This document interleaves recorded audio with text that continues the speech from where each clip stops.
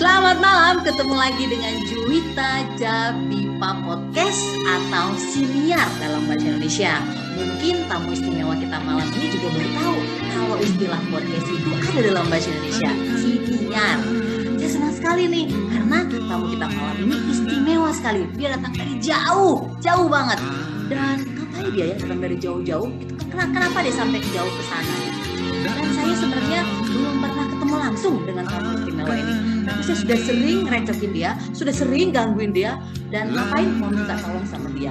Dan dia selalu bantu, the best he can do. Yang terbaik yang dilakukan, dia selalu bantu. Walaupun dia juga belum pernah ketemu aku gitu. Nah, makanya karena itulah dia istimewa. Nah, siapa dia? Mari kita persilahkan dia untuk memperkenalkan diri. Silakan. Oh, dia jalan. Halo teman-teman. Iya nih sambil jalan pindah soalnya teras yang sebelah sana berisik. Oh, oke. Banyak mobil lewat jadi pindah dulu. Pindah dulu. Juwita selalu minta background belakangnya putih katanya. Ini kasih putih sekarang. Halo teman, nama aku di sini sebenarnya terdampar karena sebetulnya tanggal 30 Agustus kemarin kita harusnya balik ke Jakarta. Tetapi karena COVID di Jakarta, jadi aku dan suami memutuskan untuk lebih lama tinggal di sini demi sekolahnya anak-anak. Karena di sini sekolah udah normal, udah masuk kayak biasa fisik, terus nggak mesti divaksin anak-anak. Kalau kita sih vaksin yang gede, karena kita nurut pemerintah, ya kan? Kan kata Alkitab suruh nurut pemerintah, ya nggak Kak Juwita? Ya, betul, harus, ya Iya. kan? Kita harus Jadi mendoakan alasan utama, betul, alasan utama kita vaksin adalah karena kita mau nurut pemerintah. Nah, tapi kalau untuk anak-anak, karena di sini tidak diwajibkan, jadi kita ambil di sini dulu sebentar sampai kondisi sekolah di Indonesia udah bisa berangsur-angsur normal kembali. Di mana ini sebenarnya? Perancisnya. Kita ada di Rhône Alps. Rhône Alps itu di perbatasan di kaki gunung Alpen, di perbatasan dengan Swiss dan Italia. Jadi kita di kampung, bukan di kota. Di gunung. Di gunung ya. Oke. Ya, di gunung. Kenapa bisa sampai jauh ke situ? Ngapain? Jadi Di Indonesia kan juga banyak gunung. Nah, memang rumah kita di sini di Perancis itu di gunung, Kak. Gitu. Awalnya kita tuh bulan Juni kemarin berangkat ke Perancis itu maksudnya tuh mau liburan, bukan liburan sih, mau ngunjungin keluarga suamiku karena suamiku warga negara Perancis. Gitu. Nah, mau ngunjungin keluarga suami, ternyata Tuhan mungkin menghendaki kita untuk extend di sini juga. Ya udah akhirnya kita extend di sini. Kalau ditanya sampai kapan? Bagaimana, Kak? Dari mulai Juni kemarin? Iya, dari mulai Juni kemarin. Jadi kalau ditanya sampai kapan, ya kita juga nggak tahu sampai kapan. Tergantung Tuhan aja membawa kita kemana. Keluarga kita nih kayak keluarga adventure, Kak. Dari tahun 2020, waktu COVID mulai ada itu, kita selalu pindah-pindah lah gitu. Udah kemana aja? Kemana aja kaki ini Tuhan bawa. Bagaimana, Kak? Udah kemana aja? Enggak sih, nggak kemana-mana.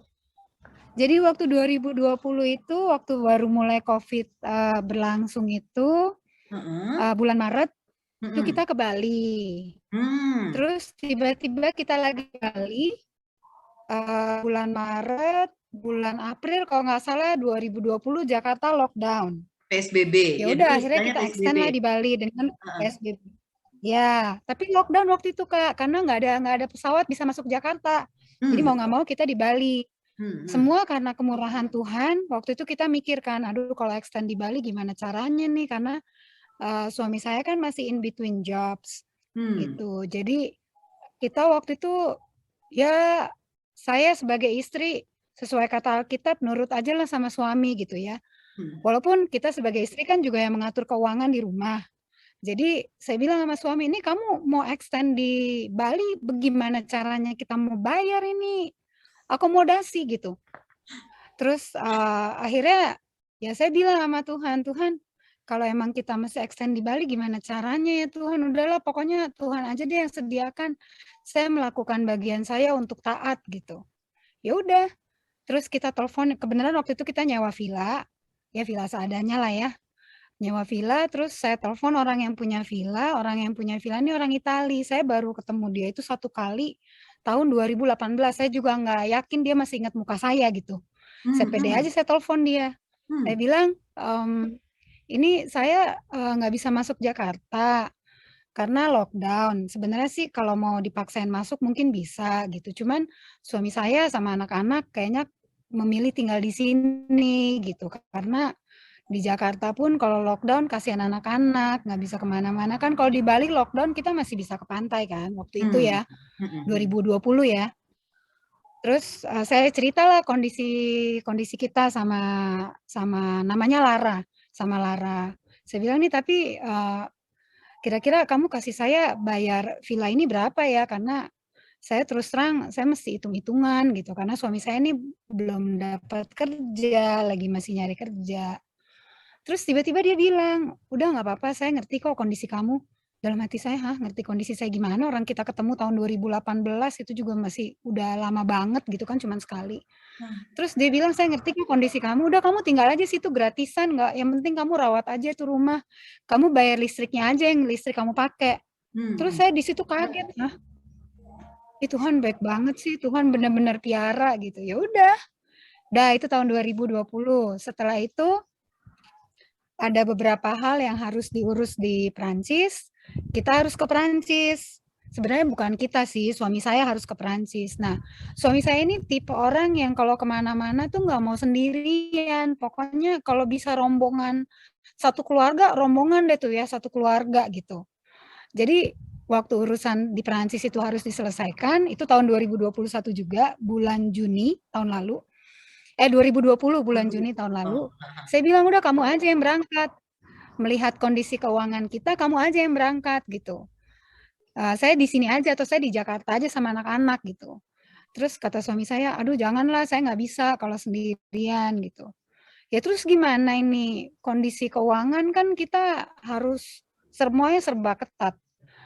Dan entah bagaimana caranya, ada aja gitu tiket disediakan gitu kan ke Perancis. Akhirnya pergilah kita ke Perancis 2020 tuh bulan Juni waktu itu. Udah mulai agak ringan ya setelah PSBB? Udah mulai agak... Enggak, Kak. Enggak, belum. Juni masih habis Lebaran itu ya, Lebaran kan ya? Iya, justru malah ketat, Kak. Iya, justru malah ketat bulan Juni itu.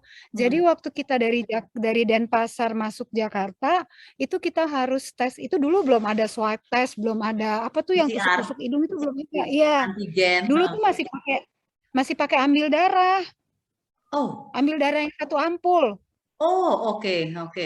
Iya, nah waduh itu waktu mau ambil darah drama deh tuh ya. Anak saya kan 3 perempuan ya. Semuanya takut jarum.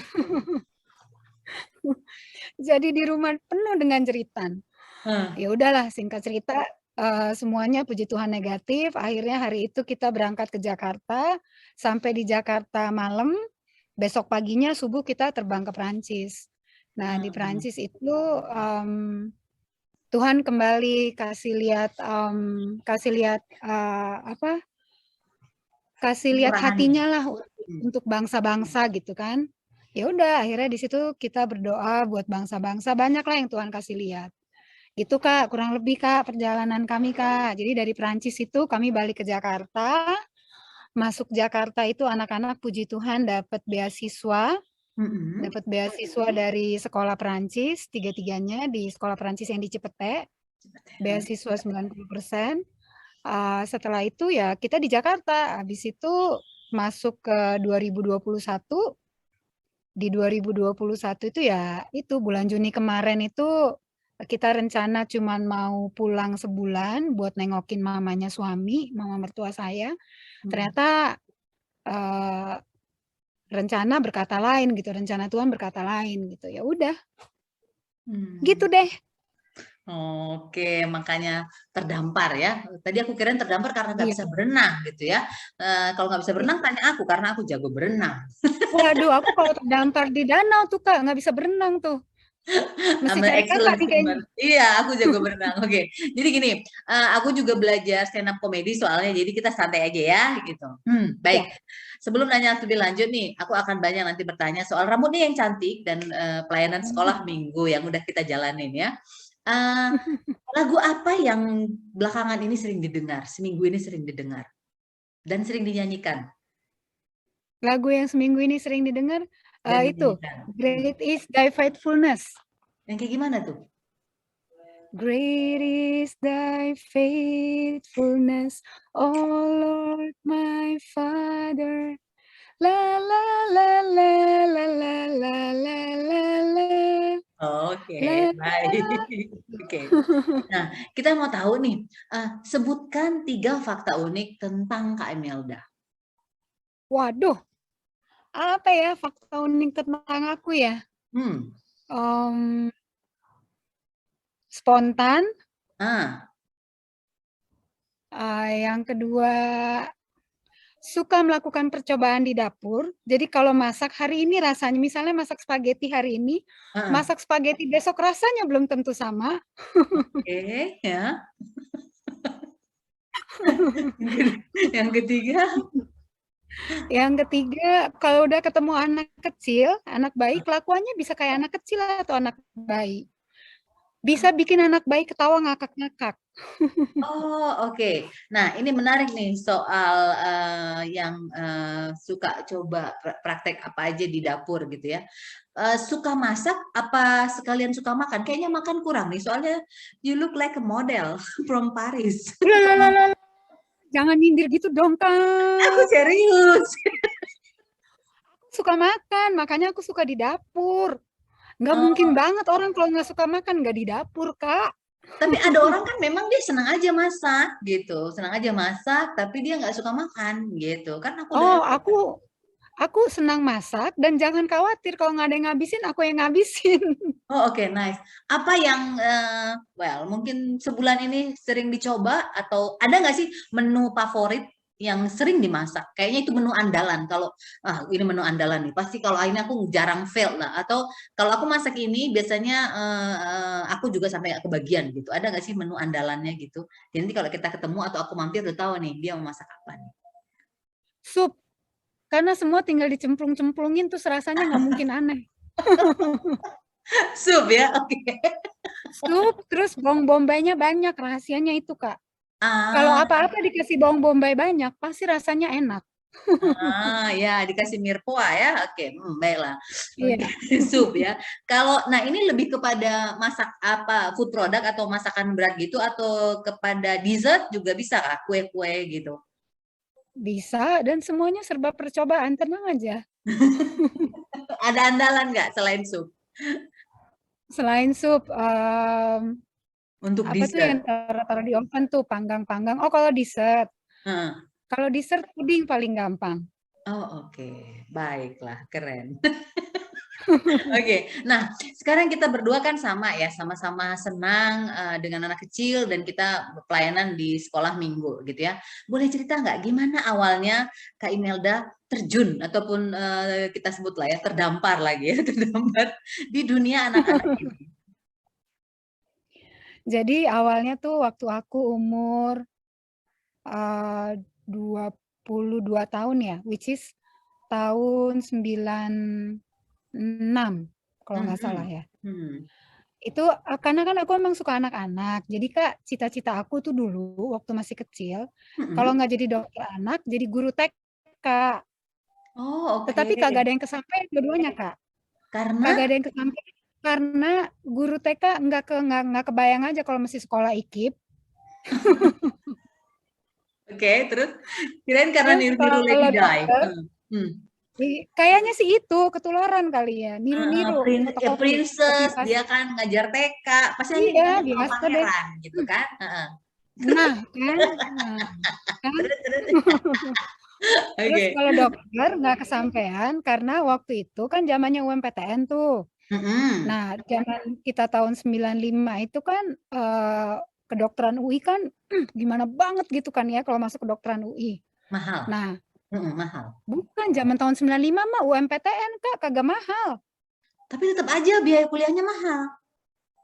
Kan kalau kedokteran UI kalau di negeri kan nggak semahal di swasta, Kak. Iya sih, iya sih. Nah, terus aku ikut UMPTN. Kan kalau zaman dulu kan ya, aku nggak tahu sih nih Kak Juwita zamannya kapan. Zamannya aku dulu itu bisa 2 pilihan. Jadi aku pilih kedokteran, satu kedokteran UI, satunya lagi kedokteran Makassar, Universitas Hasanuddin. Hasanuddin. Karena aku orang dari Toraja, mamaku pengen aku balik ke Makassar. Toraja, oh I love that city. Aku senang sekali dengan alamnya gitu. Aku iya, udah pernah Kak? 2017. Nanti kalau kapan ke sana sama aku lah Kak. Tunggu. 2000, no. 2000, sorry, maaf. 2000, aku masuk 2015. 2015. Dan aku beruntung. Dan aku beruntung waktu itu karena pas aku datang lagi ada motong kerbau. Yang kerbau jadi ada pesta. Jadi itu pertama kali seumur hidup aku melihat kerbau dipotong langsung sekitar 27 ekor. Iya. Dan banyak yang nggak tahan. Aku suruh aja ngeliat, wow, ini udah kayak di film-film. Karena katanya uniknya gitu ya, apa ya? Oke, ini kita ngomongin Toraja ya, karena kita ini bahasa Indonesia ya, Indonesia. Jadi dulu dokter gigiku yang menyarankan, Juwita kalau mau keliling Indonesia atau mau jalan-jalan ke daerah wisata di Indonesia, yang harus dikunjungi salah satunya adalah Toraja, katanya. Cuma kan mahal ya dari Jakarta gitu kan. Dari Makassar 10 jam gitu. Nah, akhirnya waktu itu adalah kesampaian kita pergi berdua ikut paket waktu itu. Kita ikut paket aja daripada kita pusing-pusing gitu. Udah. Jadi sangat menikmati. Terus apa ya? Aku sebelumnya itu 2015, kalau nggak salah 2012 itu kan film The Hobbit lagi tren. Nah, aku membayangkan aku ada di film The Hobbit itu gitu. Jadi kan konsepnya kan gini, kalau Bali kan gunung pantai gitu kan. Kemudian kalau Sumba Havana gitu kan, padang rumput gitu. Nah kalau Toraja gimana? Kalau Toraja hutan-hutan, sungai, bukit-bukit. Jadi kayak film The Hobbit gitu. Jadi aku bahagia sekali gitu kan. And then apa ya? Karena udah pernah juga keterunyan gitu ya. Jadi ngelihat tengkorak-tengkorak itu biasa. Gitu, biasa dong. Biasa. Jadi kan ngeliat, wah cuman kan memang lucu ya. Lucunya gini. Loh ini ya ampun, ini surat baptisnya juga ada di bawah sini semua gitu kan. Surat baptisnya juga ada di kuburan itu gitu kan. Wow gitu. Dan aku sangat terkesan karena nggak tahu, aku yang kurang tahu ini karena aku suka sok tahu juga ya gitu. Kan nggak ada tulisan ya. Nggak ada tulisan. Nggak ada aksaranya. Toraja kan nggak ada aksaranya. Bagaimana? Harusnya sih ada Kak. Sepanjang pengetahuan aku sih sebetulnya ada. Cuman nggak banyak orang tahu memang. Nah, itu aku nggak lihat ada aksara-aksara Toraja di batu-batu itu atau di mana lah gitu, di suku yang lain gitu kan. Sama jadi ini nggak ada aksaranya. Aku berpikir gini, bagaimana dia bisa mempertahankan budaya ini gitu ya tanpa ada manualnya, ada panduannya gitu, ada SOP-nya gitu. Aku yang dipikiranku seperti itu gitu kan. Hebat sekali ini, dan aku terkesan gitu. Dan menarik lagi gitu ya. Aku cobalah, kalau makanan memang tidak begitu menjadi favorit kalau makanan, entahlah karena aku kurang eksplor. Tapi kalau alamnya memang the best gitu. Cuma menarik kan, ada ya makan, aku lupa nama menunya apa, cuman daging babi dimasak pakai keluak gitu kan. Biasa keluak buat yang hitam-hitam itu. Iya. Namanya papiong, Kak. Papiong. Nah, ya aku lupa namanya. Goyang ya. Iya, goyang. Oke. Jadi ini pakai keluak, bagus juga ini gitu. Terus ya gitulah, bahagia kesana, maksudnya keren sekali, bangga lah gitu. Itu dulu belum ada ancang-ancang mau jadi duta bahasa begini gitu. Makanya salah satu yang aku sering ceritakan kalau aku ngajar bahasa Indonesia sama orang asing, kamu harus pergi ke Toraja, bagus. Kamu akan melihat dead body walking, bilang gitu kan. Really? Ya, aku bilang. And they pray, aku bilang gitu. Jadi ya seru gitu. Gitu. Oke, kemudian ke Hasanuddin dan ke UI. Dua-duanya gimana? Sorry gitu. Nah, hasil keluar pengumuman UMPTN-nya waktu itu aku keterimanya di Hasanuddin kedokteran. Tetapi dasar anak Iya, cuman dasar anak kota kan aku lahir gede di Jakarta. Jadi dalam bayangan aku waktu itu ya namanya juga anak masih umur 17 tahun ya, apa 18 tahun ya waktu itu ya. 17-18. 17 tahun ya, 17 tahun. Ke daerah, kan nggak ada mall. Nggak ada temen. Aduh, ntar temenannya, aduh, nggak ada mall, nggak mau, gitu. Akhirnya aku bilang ke mama, aku nggak mau lah, Ma. Masuk ke itu, ke Hasanuddin, Ma. Mamaku marah-marah kan. Terus, ya udah kau mau sekolah apa jadinya, gitu katanya. Ada ribuan orang yang kecewa karena kalah untuk merebut posisi itulah. Dan Kak Imelda juga nggak ogah gitu. Oh my God. Iya ogah, karena sosok anak kota gitu. Sekarang nyesel dah tuh kan. Anyway, terus akhirnya kata mama, yaudah kalau kau nggak mau, kau masuk aja ekonomi sana. Hah, ekonomi? Susah-susah kita belajar fisika, disuruhnya masuk ekonomi gitu. Ya salah kau sendiri gitu katanya. Salah kau sendiri gitu katanya. Ini suami aku. Hai. Terus akhirnya singkat cerita masuklah aku ekonomi di Trisakti gitu Kak. Nah pertama kali ngajar sekolah minggu itu waktu aku umur 22 tahun. Karena aku suka banget sama anak-anak gitu. Nah waktu itu jadi volunteer di GKI Pondok Indah gitu. Jadi volunteer di GKI Pondok Indah. Setelah itu aku gereja di AIS setelah aku nikah dan jadi volunteer di AIS sampai sekarang. Oh, oke. Jadi memang udah lama seneng gitu ya kayaknya dunia anak-anak ini seru nih gitu ya. Oh, oke. Apa yang dirasakan kalau udah apa yang dirasakan kalau udah bersama anak-anak gitu ya? Bahagia aja gitu Kak. Bahagia tuh dalam arti aku bisa ngomong apa yang Tuhan taruh di hati aku sesuai yang Tuhan mau gitu. Dan buat aku anak-anak itu bukan masa depan ya. Anak-anak itu adalah sekarang gitu. Jadi anak-anak itu gereja sekarang, anak-anak itu adalah bangsa kita sekarang gitu. Anak-anak itu bukan gereja masa depan, tapi anak-anak itu adalah gereja sekarang gitu. Karena firman Tuhan juga bilang, aku akan melurus, aku akan menaruh kata-kataku di mulut anak-anak, anak-anak akan bersaksi, anak-anak akan bernubuat. Oke, seru. Terus ini nggak sih kayak gini ya? Aku kan juga kalau aku mungkin sedikit berbeda karena awalnya kan gini, koordinator sekolah minggu di Kebon Siri waktu itu bilang, Jui bisa ngajar bahasa Inggris nggak? Bisa. Ngajar anak-anak bisa gitu karena memang sewaktu masih sekolah, sewaktu masih kuliah kerja gitu seneng aja ngasih privat ke orang-orang gitu. Kayaknya aku memang selalu punya kerinduan pengen bisa berbagi ilmu atau apapun itu. Jadi kemudian oh ya udah akhirnya temen minta kakak koordinatornya waktu itu minta tolong, Jui boleh tolong sit in aja dulu katanya. Terus kok kayaknya seru gitu kan. Kemudian anak-anak kan kayak nggak ada filter gitu ya, maksudnya they say what they want to say gitu kan, dan no hard feeling gitu. Kalaupun ada hard feeling ya paling dalam hitungan menit gitu ya. Nah itu sih, terus aku melihat oh ya seru juga dan ternyata aku melihat di anak-anak itu tidak ada perbedaan gitu. Maksudnya dia tidak melihat kita kaya, miskin, jelek, cantik, nggak ada perbedaan. Dia pokoknya selama itu asik, fun, mainnya ya seru aja gitu. Itu sih. Dan nggak tahu kenapa kalau sama anak-anak aku nggak ada capeknya gitu. Artinya jadi ikut terpengaruh punya energi banyak gitu loh. Kalau udah sama anak-anak. Dan kebetulan juga aku punya 26 ponakan gitu.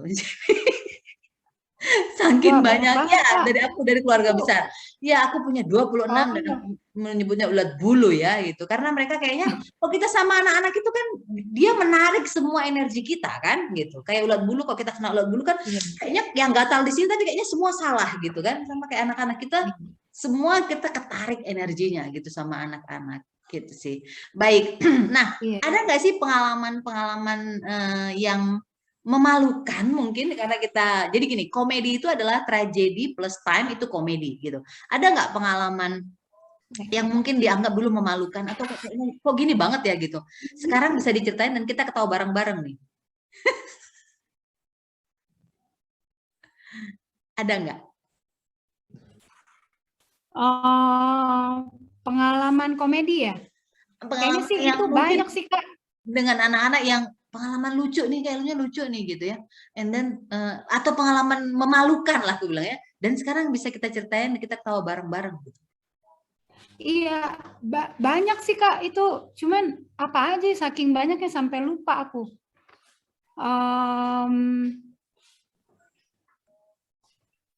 Apa ya, tunggu deh. Yang baru-baru aja terjadi kali ya. Kalau aku misalnya, pertama-tama sekolah minggu itu kan aku disuruh skate-in gitu. Ada satu anak gitu ya, dia itu nggak mau sendiri, biasanya harus ibunya harus ikut gitu. Nah pas ada aku dia mau ditinggal, tapi dia manjatin aku, jadi dia aku gendong gitu, manjat kemana gitu, dan aku pikir aku bebaskan aja. Terus Jui datang lagi ya supaya anak itu besok masuk lagi, jadi orang tuanya bebas ikut ibadah gitu. Jadi jam ibadah anak-anak dengan jam orang tua itu disamain gitu kan, jadi orang tuanya ibadah, anaknya kita yang dalam tanda kurung kita yang jagain, sekaligus juga kita ajarin firman Tuhan kan gitu, sekolah minggu gitu. Jadi dia semangat gitu, dan dia sekarang sudah mulai agak besar gitu ya, dia ada di Zoom. Ini kan kemarin yang manjat-manjat gua ya, kok udah gede gitu. Itu melihat perkembangannya, kok aku dulu mau aja lagi dipanjat-panjat ya, aku mikir gitu. Sekarang aku bisa ketawain. Kalau dulu kayaknya aku berusaha supaya dia nggak jatuh, supaya dia nggak gimana-gimana gitu kan. Oke, lu manjat-manjat ya gitu. Pokoknya lu ikut di sini gitu. Oke. Pengalaman aku sama anak-anak ya. Kalau sama anak aku sendiri sih banyak Kak. Jadi kayak berapa hari yang lalu kan aku di sini kan aku nggak bisa nyetir ya. Kalau di Jakarta kan kita biasa ada Gojek, ada Gokar gitu kan, mau kemana-mana gampang. Easy. Pencet, supirnya di depan rumah gitu kan. Kalau di sini kan enggak. Ya. Mandiri kalau ya. di sini kan enggak, aku naik bus. Iya, aku naik bus dan busnya itu ada jam-jamnya. Kalau di sini. Jadi suatu ketika tuh minggu lalu kayaknya ya, itu kita dengan sotoynya keluar nih kan, kalau hari Rabu, tiap hari Rabu anak-anak tuh libur di sini. Yang saya sama Elisha. Karena mereka sekolah dari Senin, Selasa itu dari jam 8 sampai jam 5 sore. Jadi Rabu mereka libur. Ya? Iya, kayak kerja Kak. Oke. Nah, Rabu itu ceritanya kita pengen jalan-jalan ke pasar. Kan di sini kalau pasar itu, kalau pasar tradisional itu ada harinya. Biasanya tiap hari Rabu. Nah, jalanlah kita nih keluar dengan PD-nya nih keluar kita jalan. Terus udah jalan keluar, anakku bilang, "Mana Ma pasarnya?" Itu di situ, pokoknya tenang aja deh, di situ deket. "Mana Ma di situ?" "Emang Mama tahu?" kata anakku. "Enggak." "Lah, kenapa Mama bilang di situ?" gitu. Itu katanya tanda-tanda itu tuh, emang Mama bisa bacanya bahasa Perancis? Enggak. Lah, kenapa Mama bilang di situ? Ya itu aja ikutin tandanya, soalnya itu tandanya ada gambar sayur-sayuran, berarti kan itu pasar. Bisa aja kebon ya kan? Bisa aja kebon, toto kebon orang kan. Terus kata anakku, "Aduh, ini jauh banget jalannya, kok kita nggak nyampe-nyampe sih?" Terus kataku, "Itu di Tanah Lapang, biasanya pasarnya itu di Tanah Lapang gitu. Nanti kalau sampai pasar itu, nanti kita beli itu deh, kalau kamu capek, nanti Mama beliin kamu pai. Kan ada tuh pai kacang, enak banget Kak. Pai kacang, terus sama waktu itu pas summer, itu bulan lalu, bulan Agustus. Pai kacang sama es krim. Nanti kita di mana makannya, Mak? Kita duduk aja di rumput, ku bilang. Pede banget deh pokoknya. Terus udah nih, sampai tempat yang dimaksud, kata Sia gini, "Mana pasarnya? Ini kok rumput doang?" "Ini kok rumput doang, nggak ada orang," gitu. "Oh iya ya, kok nggak ada orang ya," gitu. Terus aku bilang, "Coba Sia tanyain tuh sama opa-opa yang lewat, pasarnya di mana?" Terus Sia tanya, kata opa-opa itu, "Oh, pasarnya bukan hari ini, pasarnya minggu depan." akhirnya jalan lah. Itu kan kita udah jalan tuh dari rumah, jalan kaki. Ada kali kita jalan kaki tuh mungkin sekitar 4 kilo dari rumah. Wow. Kata saya, aduh mama. Katanya kita mau makan pai kacang, katanya kita mau makan es krim, duduk di rumput. Mana nih adanya cuma rumputnya doang, nggak ada pai kacang, nggak ada es krim. Aduh. Ya itulah salah satunya Kak, dengan anak-anak. Yang lain-lain lagi apa ya? Oh yang lain-lain lagi, itu sama juga, kita mau ke pasar. Cuman kali ini pasar yang agak gede di kota. Harusnya naik bus, tapi karena kita lagi-lagi ketinggalan jadwal bus, akhirnya jalan kaki lah kita. Yang ini kan lebih jauh, 8,5 kilo. Terus kata saya, Ma, kita hitchhiker aja. Terus kata aku, apa itu hitchhiker? Itu loh yang tangannya begini-begini tuh loh. Hah? Apa itu yang tangannya begini-begini? Udah pokoknya mama tangannya begini-begini aja, ntar kalau ada orang stop bilang aja mau ke pasar gitu. Iya sama kayak kita di Jakarta, kayak anak-anak suka naik pick up kan gitu. Oh ada ya? Itu kan kalau habis bubaran bola Kak. Habis bubaran bola di Senayan. Enggak, kalau di Jakarta kan gitu kan, kalau ada orang bawa pick up, ada anak sekolah suka pada naik kan? Oh gitu, itu anak-anak sekolah SMA. Iya, anak-anak pokoknya. Itu memang ya udah jarang sih, tapi dulu kan gitu sempat itu apa ada laki-laki sih, anak laki sih biasanya. Jadi ada pick up anak-anak naik gitu, terus nanti diturunin di pertigaan mana gitu. Kayaknya suruh aja naik mobil kebuka kena angin-angin gitu. Iya, iya bener kena angin-angin ya. Oke, kalau di luar negeri kan hitchhiker istilahnya, agak keren istilahnya. Terus sering agak ternyata dia serial killer gitu kan atau apa gitu kan? Kalau di film-film. Nah kan ya udah jalan lah nih kita kan ya sekitar 2 kiloan kali apa 2,5 kilo. Terus dengan sotonya lagi aku bilang, udahlah Syah kita jalan aja nih, jalannya juga turunan kok. Jalanlah kita masuklah itu ada satu jalan kecil kayak apa namanya kayak gang, tapi gangnya itu hutan-hutan gitu. Masuklah kita ke jalan situ. Udah masuk situ, loh kok ini kok kayak makin nggak tahu ada di mana ya.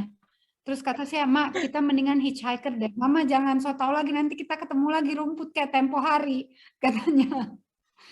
Ya udah, singkat cerita, naiklah kita ke jalan raya. Kita hitchhiker lah, begini-beginilah.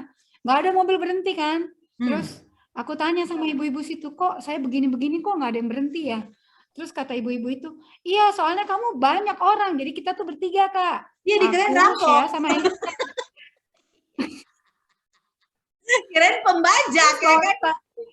Bawa tas belanjaan tuh yang gede banget lagi gitu kan. Dipikir orang mau ngungsi kali. Iya gitu kan. Orang mau kabur orang nggak mau ya jangan-jangan gue nanti jadi alibi nih, nggak mau gue gitu kan. Nah, terus iya gitu kan. Udah lama-lama begini-begini gitu kan. Akhirnya adalah nih singkat cerita setelah setengah jam kita berdiri begini-begini adalah orang berhenti. Terus dia tanya mau kemana Bu gitu kan. Terus aku bilang sama Syah, apa katanya Syah? Dia tanya mau kemana? Ya bilang aja kita mau ke pasar gitu. Suruh berhenti aja pasar yang dekat gereja di bawah gitu. Oh mau ke pasar Pak, kata Syah pakai bahasa Perancis kan anakku lancar bahasa Perancis.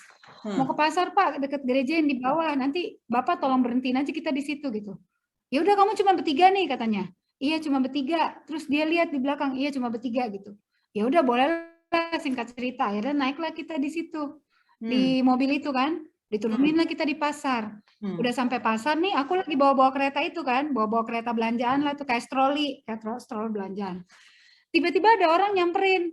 Kan itu kita pakai masker. Di sini kan kalau di pasar terbuka tetap wajib pakai masker. Tiba-tiba ada orang nyamperin, orang lokal. Dia lihat aku, dia bilang, "Kamu orang Indonesia ya?" Aku kaget kan sampai, anakku juga kaget. Loh, kok dia bisa tahu ya, Ma? Nggak tahu juga. Terus aku bilang, "Iya, Pak, kok Bapak bisa tahu?" Iya, saya bisa lihat katanya. Orang Indonesia itu matanya beda, mata mereka baik-baik, ramah-ramah. Hah? Dalam hati aku sotoy banget nih Bapak gitu. Karena dia ketemu aja ibu cantik ya kan. Terus kan kita pakai masker Pak, nggak kelihatan. Iya, matanya kan tetap kelihatan. Kelihatan cuma matanya doang gitu. Terus saya tanya, "Loh kok Bapak bisa bilang orang Indonesia baik-baik?" Terus dia bilang, "Iya, saya pernah ke Indonesia," katanya. Saya udah keliling-keliling kemana-mana gitu.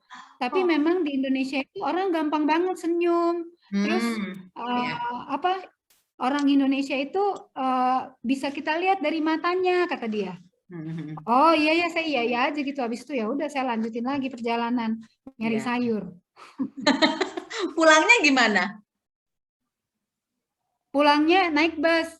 Jadi setelah kita beli sayur itu kan satu sayur, waktu itu saya beli salad. Terus saya bilang sama Syah, kayaknya kita mendingan cek dulu deh jadwal bus. Berabe nih kita kalau mesti kan rumah kita di gunung, agak ke gunung naik gitu Kak. Jadi kalau mau ke pasar tuh kita turun, kalau balik ke rumah tuh kita naik.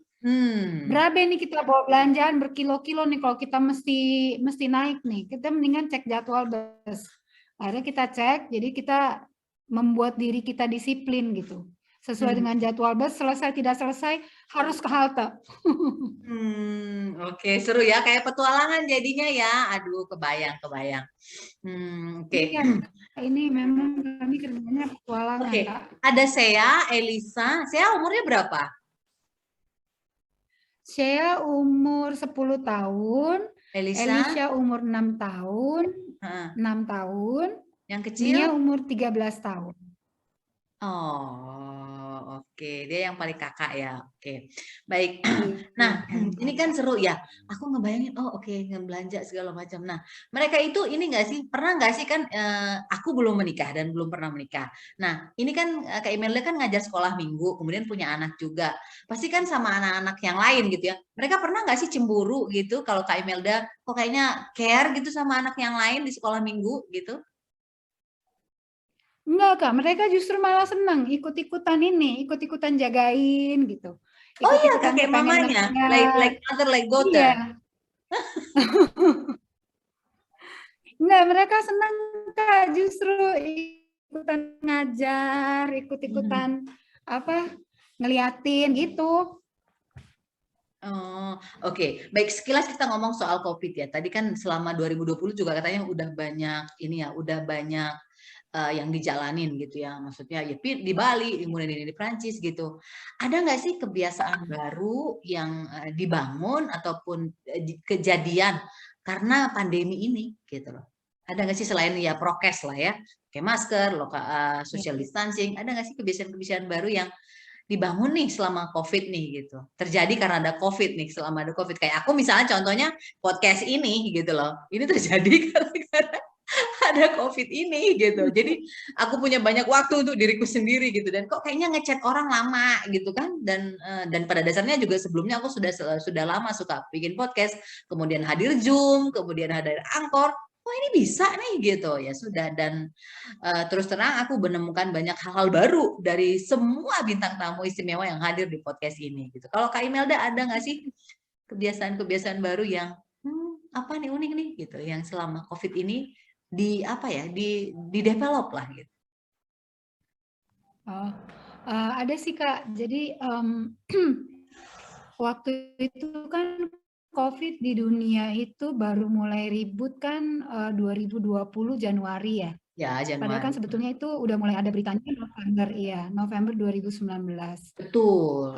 Kalau aku lebih ke ini ngomong spiritual nggak apa-apa Kak? Apa mau ngomong boleh, yang lebih santai lagi? Bebas. Bebas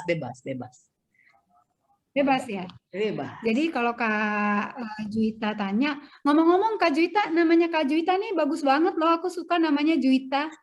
Karena jadi inget lagunya ini. Jadi inget lagunya Guru Soekarno Putra, Juwita di Taman Bunga. Ketahuan dia kelahirannya tahun berapa kan gitu. Karena nama itu populer pada tahun tertentu kan gitu. Kayaknya masih ada sih lagu yang pakai Juwita di tahun 2000 gitu kan. Cuman pasti orang tuanya milih nama itu karena dia juga sering dengar lagu gitu kan. Juwitaku, kekasihku gitu kan. Iya, bagus loh nama Juwita. Terima kasih. Oke. Gimana? Iya, jadi balik lagi ke pertanyaannya Kakak, ada nggak habit-habit baru yang terdevelop? Ada. Salah satunya adalah puasa 40 hari. Gitu. Jadi waktu pas mulai masuk 2020, Tuhan bilang ke aku, Imelda puasa gitu. Saya bilang buat apa ya puasa? Terus Tuhan kasih lihat banyak lah gitu. Kamu mau nggak volunteer buat bangsa-bangsa, buat puasa, tapi dalam bentuk puasalah gitu. Ya udah aku puasa deh tuh 40 hari 2020. Terus masuk medio 2021, Sorry, aku Nah, harus Tuhan stop di bilang situ. lagi Sorry. puasa ya, Puasanya bentuknya seperti apa yang 40 hari ini? Seperti apa jamnya? puasa tanpa makan hanya minum. Tanpa makan sama sekali hanya minum dan berdoa. Water fasting?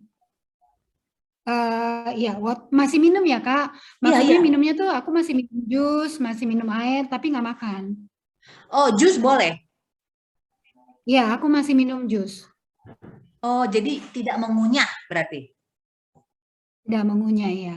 Sebetulnya Oh, sih aku tanya Tuhan puasanya kayak gimana. Tuhan bilang it's bukan masalah puasanya bagaimana, tapi hatinya yang bagaimana. oh, oke. Well, clinically, Motivasinya. by science, puasa itu, that's why you look younger ya, way younger. Karena puasa itu di ajaran mana, di ajaran keyakinan manapun itu diajarkan memang gitu. Dan dari segi kesehatan itu banyak sekali manfaatnya selain dari sisi spiritual. Oke. And then non-stop itu 40 hari, nggak ada yang miss gitu. Wow, I admire you. Iya nonstop, cuman tantangannya kan lumayan tuh Kak, apalagi waktu hari-hari awal dan hari-hari. Jadi pas 40 hari itu melewati beberapa ulang tahun gitu kan ya. Hmm. Jadi ya ulang tahun lagi, bisa nggak ya libur dulu gitu. Oke, Tapi berapa kilo anyway, turun? aku nggak ngitung Kak, karena puasanya itu memang fokusnya memang untuk apa yang Tuhan mau gitu. Heeh, Jadi aku nggak lihat kilo-kiloan. Karena aku juga pernah mencoba puasa gitu kan, puasa 3 hari tanpa makan tanpa minum itu pernah, dan oke, I did it gitu kan. Puasa Esther katanya, oke, I did it gitu ya. Dan aku tadinya mikir gini juga, puasa kenapa gitu, ternyata ya kita harus dapat tuntunan Roh Kudus yang mengantun kita puasa, bukan karena ini karena itu gitu loh. Ada yang ya Roh Kudus mengarahkan kita. Kemudian untuk alasan kesehatan, water fasting ya, apa ya, I mean like hari pertama ya oke, hari kedua wow, yang godaan sebenarnya bukan makannya sih yang aku alamin gitu, yang pikiran kita gitu, macam-macam gitu kan. Nah, yang 40 hari aku nggak kebayang gitu kayak apa gilanya itu, kayak apa godaannya gitu. Kalau makan sih ya hari ketiga juga udah nggak pengen makan kan ya, bener nggak? Kalau aku Kak, karena aku seneng banget makan, karena aku memvalue makan itu kayak festif, kayak perayaan gitu. Ya festif, Buat aku makan enak, biarpun nggak ada warna-warni, nggak ada apa namanya, nggak ada acara pun, buat aku itu suatu perayaan gitu. Makanya aku sangat menghargai makanan, maksudnya bukan menghargai gimana ya, sangat seneng dengan. Buat aku makanan itu kayak hiburan lah gitu.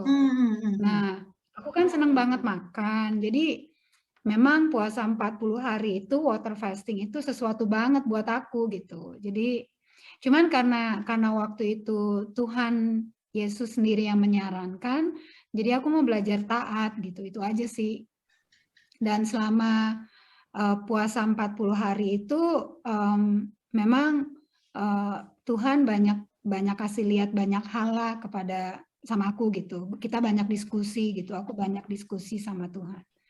Itu sih yang banyak berubah. Nah, setelah puasa 40 hari itu pun tiba-tiba aku pengen tahu Alkitab dalam bahasa asli itu kayak mana sih bentuknya gitu. Aku pengen bisa baca dan bisa belajar. Akhirnya aku ambillah sekolah online dari The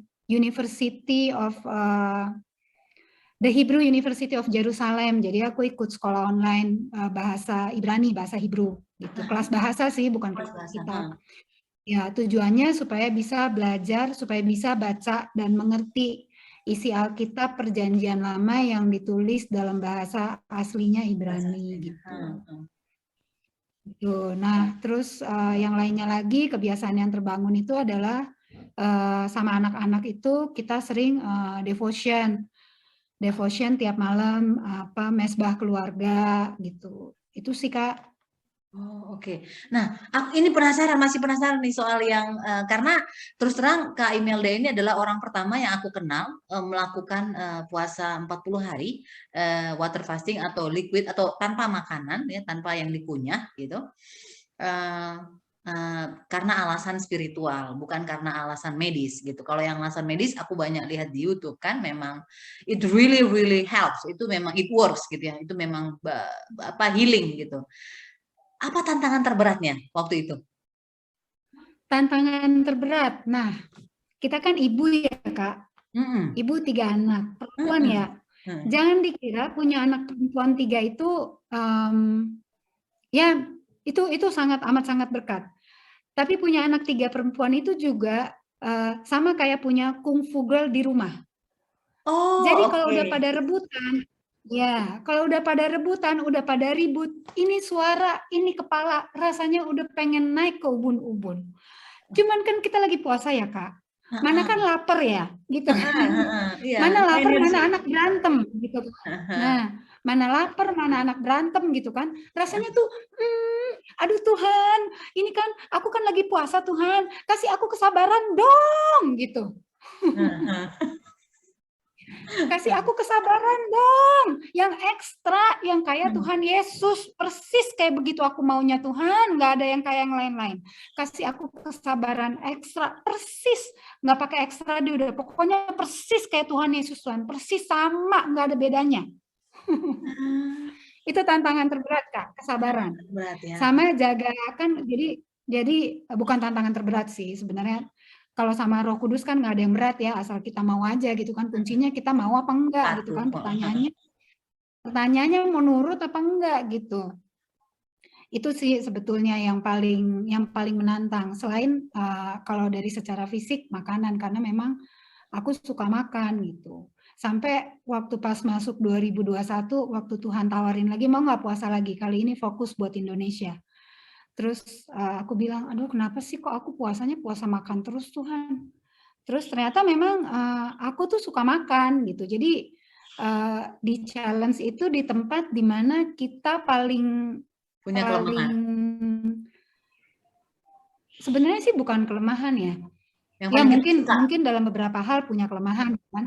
Yang paling kita suka karena di situ kita belajar untuk melawan diri sendiri gitu. Karena Alkitab bilang kan, daging itu lemah tapi roh itu kuat. Daging itu kan apa yang kita lihat gitu kan, apa yang kita dengar gitu kan, apa yang kita rasa. Nah, dalam hal ini begitu aku lihat makanan, cium bau makanan, aduh. Roh kuat gitu kan. Terus kalau dengar anak berantem di rumah gitu kan, atau enggak dengar anak nggak mau nurut gitu kan, itu kan pakai kuping tuh, itu kan juga daging kan jadinya. Daging itu kan dari apa yang kita dengar, dari apa yang kita lihat, diolah di pikiran, masuk ke dalam emosi kan. Emosi itu kan letaknya di jiwa. Jadi di situ roh kuat, Tuhanku lebih kuat. Udahlah pokoknya segala-gala yang lagu-lagu rohani dah tuh keluar kan ya, buat menguatkan diri sendiri maksudnya. Oke, tapi setelah itu ada nggak sih periksa ke dokter atau gimana? Secara fisik ya, secara fisik, apakah itu menyembuhkan sesuatu atau ada yang berubah gitu? Nggak ada sih Kak, aku soalnya memang nggak fokus ke situ gitu, jadi nggak ada pikiran juga periksa ke dokter atau apa ya, paling berasanya di celana aja. Tadinya kalau masukin tuh kayak gitu kan. Sekarang kalau masukin kayak jalan tol. Itu doang sih Kak. Atau ya oke ya. Ya kalau pakai baju kan masukin tangan tuh gitu-gitu kan, kayaknya sampai jatuh-jatuh gitu. Kalau sekarang lempeng aja gitu. Lempeng aja ya, aduh keren banget ini. Baik, aduh ini oke. Ini kita sebenarnya masih pengen menanya banyak ya, cuman karena kita udah dibatasin waktu udah sejam lebih, kita akan menutup podcast ini dengan pertanyaan-pertanyaan cepat, rapid fire question. Kak Imelda bisa jawab dengan cepat atau saya kalau nggak mau jawab. Oke, siap ya? Sebutkan 3 nama dalam kehidupan Kak Imelda yang sering bikin Kak Imelda tertawa. 3 nama yang sering bikin ketawa. Diri saya sendiri, anak-anak. Oke. Diri saya sendiri, anak-anak, sama kalau nonton YouTube. Lihat Kak Juwita aja saya bisa ketawa. Oke. Kapan terakhir Kak Imelda nangis sampai terseduh-seduh? Gitu. Mungkin minggu lalu ya waktu berdoa. Minggu lalu atau 2 minggu lalu, saya lupa. Oke. Minggu lalu kayaknya waktu berdoa. Minggu lalu apa 2 minggu lalu lah pokoknya waktu lagi berdoa. Oke. Dalam hidup kan kita sering dapat nasihat atau dikasih tahu sama orang tua. Ada nggak sih nasihat yang Kak Imelda pikir itu ini bagus nih nasihatnya dari orang tua atau dari siapapun itu yang Kak Imelda sering bagikan ke anak-anak? Ya. Yang pertama ada 2 Kak, dari orang tua saya sendiri sih, dari mama saya terutama gitu ya, karena kan mama yang sering sama kita. Yang pertama, mama selalu bilang, kalau kamu berbuat baik sama orang, itu kamu tulis di pasir, supaya kamu jangan ingat-ingat, gitu. Tapi kalau orang berbuat baik sama kamu, tulis di atas batu, supaya kamu selalu ingat. Jangan jadi kacang lupa kulit. Itu yang pertama. Terus yang kedua, mama saya selalu bilang, saya tuh nggak mau tinggalin kamu uang, rumah, segala macam. Kalau ada ya bagus, kalau nggak ada kamu jangan cari. Tapi saya akan tinggalin kamu dengan pengetahuan dan hati yang benar. Karena pengetahuan dan hati yang benar itu kamu bawa kemana-mana. Nggak akan ada orang bisa curi, nggak akan ada bencana alam bisa ambil dari kamu. Tetapi justru ketika semua hal itu yang tidak terduga terjadi, kamu akan jadi berkat. Oh, that's it. Oke. Oke. Mau tisu Kak? Oke. Tisu mana tisu? Itu aku main-main gini, jangan nangis tadi. Ya tisu mana tisu? Oke. Baik. Tisu mana tisu?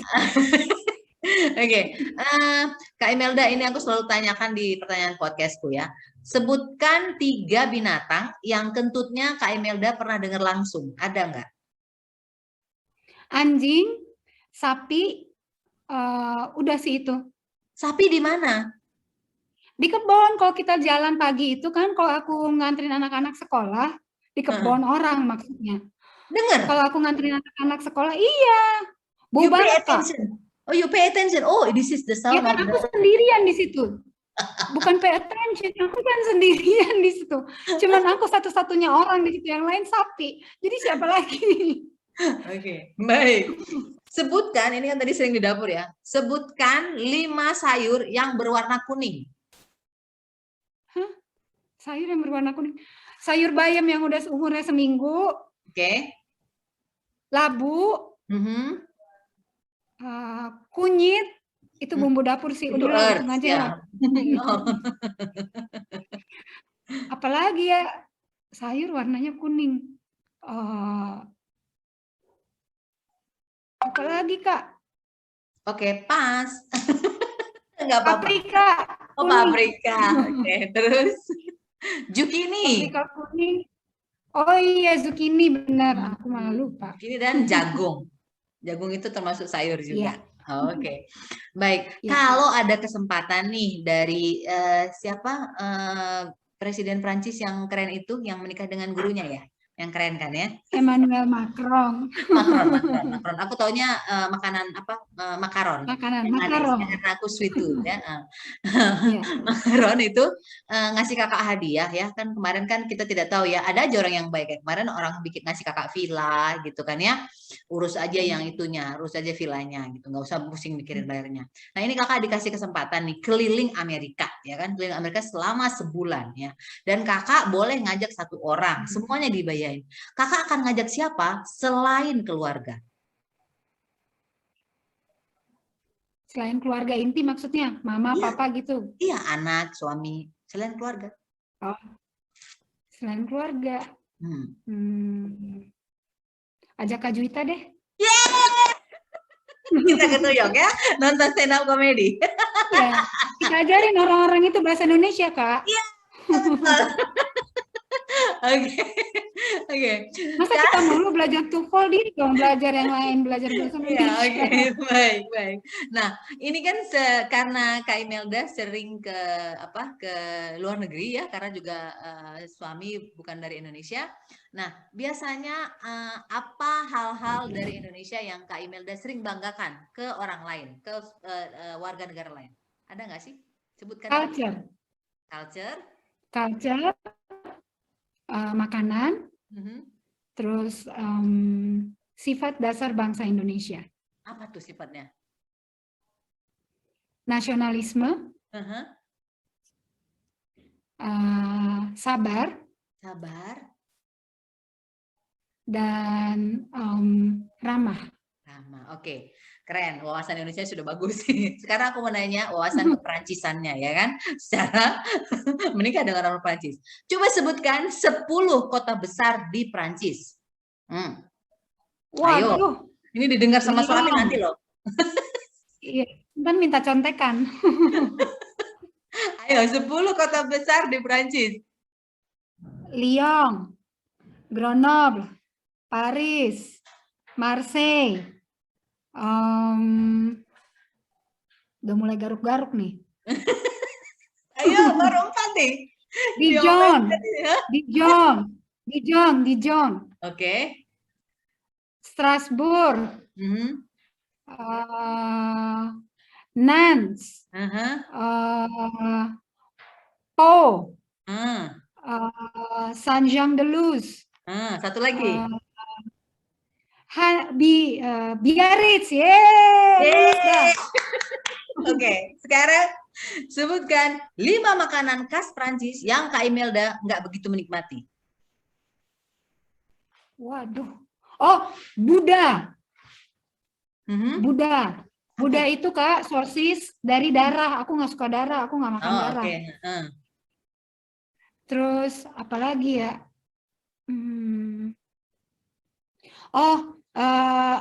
Keju biru yang baunya minta ampun, kayak bau kos kaki, nggak dicuci berbulan-bulan. Oke, blue cheese. Ya, yang bau tapi ya, karena ada beberapa blue cheese enak. Oke, iya. Yang Inggris kayaknya nggak begitu bau. Ya, terus apalagi ya?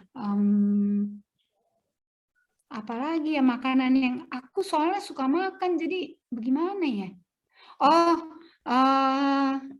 Kalau udah masuk makanan jerohan-jerohan yang nggak jelas tuh, yang dimasak apa kayak pakai krim kayak apa kayak, aku nggak suka tuh, nggak tahu namanya apaan.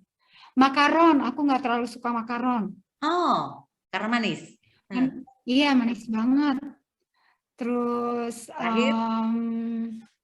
terakhir apa ya? Oh, pie cherry aku nggak suka. Oh, oke, baik. Kemudian karena ini tadi ngomong dari Toraja ya, kita sebagai bangsa Indonesia sebutkan 5 atau 3 aja deh, 3 aja. 3 alasan penting kenapa kita perlu mengunjungi Toraja. Selain tadi yang aku udah bilang aku senang banget itu. Sebutkan 3 alasan kenapa kita harus mengunjungi Toraja, Pertama, karena Toraja itu budayanya sangat tinggi. Kenapa namanya Toraja? Karena orang-orang yang terletak di dataran tinggi. Itu yang pertama. Yang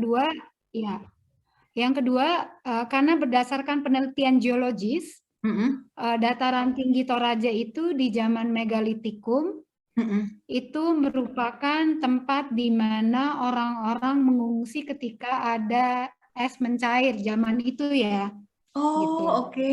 Jadi kenapa budayanya itu sangat tinggi tarafnya. Aku nggak bilang sangat tinggi dibanding orang lain ya, enggak. Ini menurut pengetahuan aku gitu ya. Sangat tinggi tarafnya, bahkan ada beberapa ukiran Toraja itu ditemukan di museum di Saudi Arabia dari zaman batu. Yang ketiga? Terus yang ketiga, karena uniknya budaya Toraja sehingga uniknya budaya Toraja seperti apa upacara pemakaman dan lain-lain itu nggak ada daerah lain ya, Rambu Solo maupun Rambu Tuka itu nggak bisa ditemukan di daerah lain. Jadi kunjungilah Toraja. Oke, ini pertanyaan terakhir, agak-agak nggak penting tapi seru ya kan.